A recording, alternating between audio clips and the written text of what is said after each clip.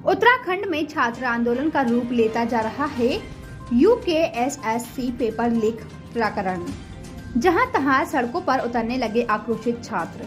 उत्तराखंड में paper leak होने की खबर से छात्र आंदोलन युवाओं की आवाज से प्रदेश व्यापी आक्रोश में बदलता दिख रहा है। उत्तराखंड में यूकेएसएससी द्वारा आयोजित लेखपाल वीडियो और बीपीटीओ भर्ती परीक्षा के पेपर लीक होने की खबर ने प्रदेश भर के छात्र छात्राओं में गहरा आक्रोश पैदा कर दिया है। कालाढूंगी, कोटा बागा, बाजपुर और आसपास क्षेत्रों के कोचिंग सेंटरों से जुड़े सैकड़ों छात्र छात्राओं ने कालाढूंगी में 1 दिवसीय धरना प्रदर्शन किया।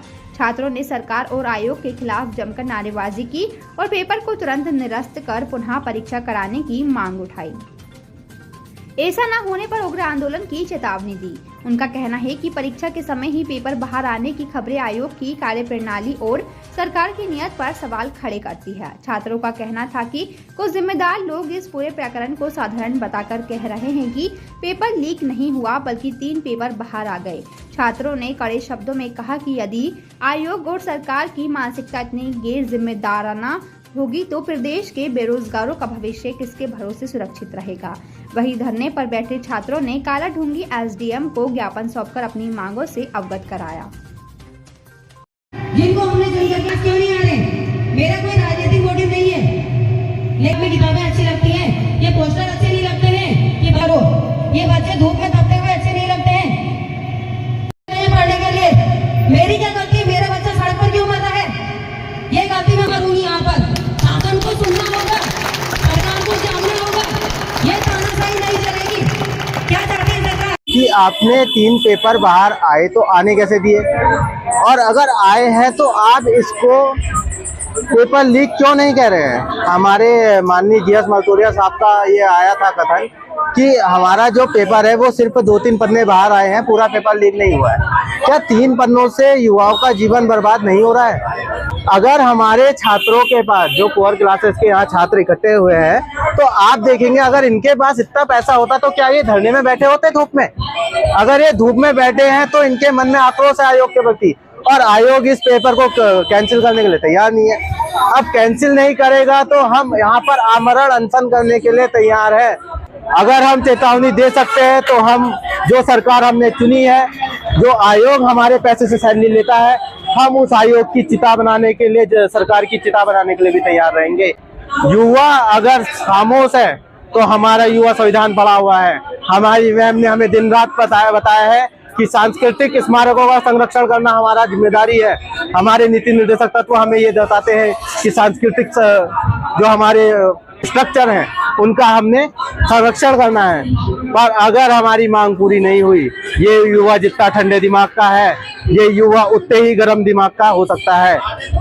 जैसे कि आपको पता ही है कि 21 सितंबर को हमारा बीपीटीओ पटवारी का एग्जाम हुआ था, तो उसमें कुछ धांधली हुई है। तो क्या कहते हैं, 11 बजे से पेपर स्टार्ट हुआ और 11:35 पे पेपर बाहर आ गया। तो हम ये चाहते हैं कि पेपर दोबारा होना चाहिए 30 दिन के अंदर में, ताकि सब बच्चों को इंसाफ मिल सके। ऐसे में तो कोई बच्चा तैयारी नहीं करेगा। अब बच्चा तैयारी कर रहा है, दिन रात बच्चा पढ़ रहा है, उसके बाद क्या कहते हैं लास्ट में पेपर लीक हो जा रहा है, तो ऐसे में बच्चा क्या तैयारी करेगा? हम लोग 2-3 साल से लगे हैं, कुछ बच्चे ऐसे 10 साल से लगे हैं वहाँ तैयारी करने में। तो ऐसे में कोई बच्चा तैयारी कैसे करेगा? कैसे हमारे देश का भविष्य बनेगा? वो तो कह रहे हैं कि 15 लाख रुपए दो और अंदर हो जाओ सीधे। अब हमारे पास 15 लाख रुपए थोड़ी ना है देने के लिए, जो हम 15 लाख रुपए दे के अंदर हो जाएंगे।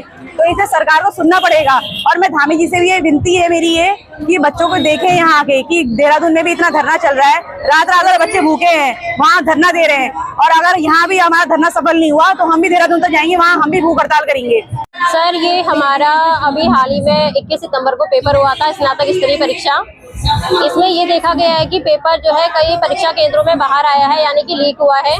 तो हमारा सरकार से ये एक विनती है कि जो ये पेपर है इसको दोबारा कराया जाए, क्योंकि जो बच्चा इतनी मेहनत करके यहाँ एग्जाम देने जाते हैं वो पीछे रह जाते हैं बस 1-2 नंबर से।